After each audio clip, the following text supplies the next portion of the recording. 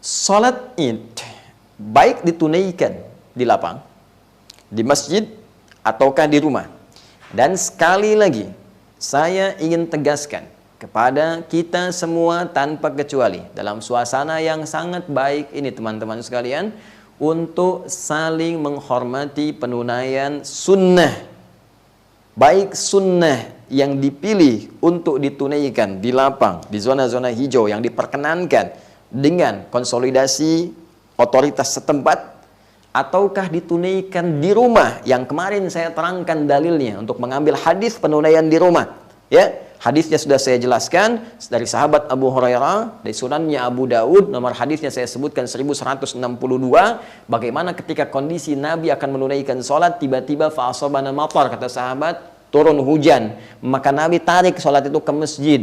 Apa alasannya? Supaya sahabat kemudian tidak terkena hujan, mungkin fisiknya terganggu, ada yang sakit dan tak kondusif sholat.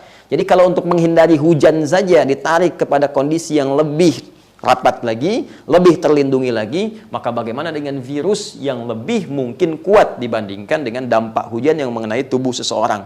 Maka bisa ditarik lagi ke tempat yang lebih dalam, yaitu kemana? Ke rumah. Di sini muncul kalimat kita, sholat Id di rumah saja, bagi yang tak memungkinkan untuk ke masjid atau ke lapang.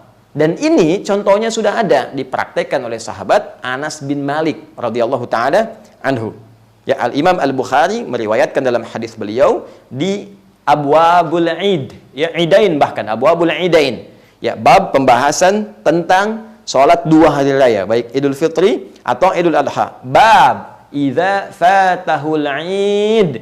Bab spesifik pembahasan jika kehilangan kesempatan menunaikan sholat Id bersama orang banyak di lapang ataukah di masjid. Ya, thumma yusalli rak'atain, maka dia tetap bisa menunaikan sholat 2 rakaat. Wa kadzalika nisa, demikian pula perempuan-perempuan yang enggak sempat ikut bergabung, boleh dia tunaikan. Ini yang paling menarik, wa fil buyuti wal qura, dan cara penunaiannya di rumah atau di kampung-kampung, tempat-tempat yang spesifik. Itu ada di halaman atau di juz yang kedua, di halaman ke-23. Memang hadis ini mu'allaq sifatnya. Ya, mu'allaq itu terputus beberapa rawinya sehingga kualitasnya tuh tidak terlampau valid, tapi dia punya penguat. Ya, di mana? Di Musannaf Ibnu Abi Syaibah. Ya, dalam musannafnya dikuatkan, jalurnya disebutkan, plus didukung di Sunan Al-Baihaqi, disebutkan jalur yang mu'allaq tadi, sehingga hadis ini naik menjadi kuat. Itulah kejeniusan Imam Al-Bukhari, walaupun tidak dimasukkan dalam kitab sahihnya, beliau tetap menyampaikan karena ada penguat dalam riwayat-riwayat yang lainnya. Ya, apa yang disebutkan di situ? Disebutkan bahwa sahabat Anas bin Malik jama'a ahlahu wa banihi. Ketika beliau tak mampu menunaikannya di lapang seperti yang lainnya, maka beliau coba kumpulkan keluarganya dan anak-anaknya. Thumma qama, kemudian naiklah ya asisten rumah tangganya, maulahu disebutkannya.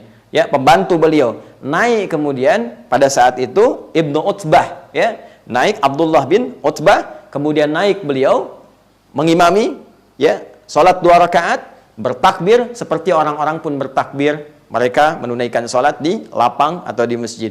Jadi seperti yang lain menunaikannya di lapang, seperti menunaikannya di masjid, maka beliau pun kemudian bersolat 2 rakaat sama persis dengan yang di lapang, sama persis takbirnya dengan yang di masjid, dan tidak ada bedanya sama sekali, kecuali nanti dalam persoalan khutbah saja.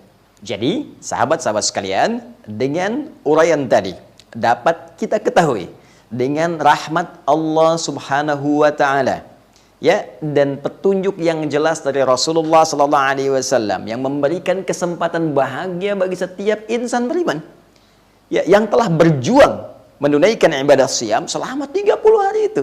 Allah memberikan apresiasi. Apa di antara hadiah yang Allah berikan kepada kita? Kesempatan yang luas untuk semua orang untuk menunaikan sholat Id. Jadi saking pentingnya Id ini, sudah nggak ada syarat mutlak misalnya mesti di lapang aja, kalau nggak di lapang nggak ada Id. Tidak, teman-teman, jangan khawatir. Yang tak bisa di lapang silahkan di masjid, tak bisa di masjid silahkan di rumah, dan semuanya disamakan petunjuknya oleh Nabi SAW.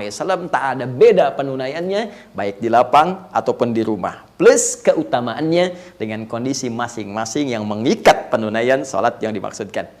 Jadi dari sini, sekali lagi, jangan ada kesan pesimis ketika memang dalam kondisi tertentu kita mesti menunaikan di rumah. Tunaikan saja. Ya, sunnah jelas, petunjuk jelas, pedoman ada, alhamdulillah sah, Pahala insya Allah dengan izin Allah diturunkan.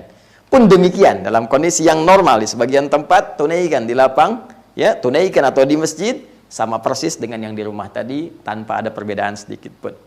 Jelas, jelas, jelas, jelas.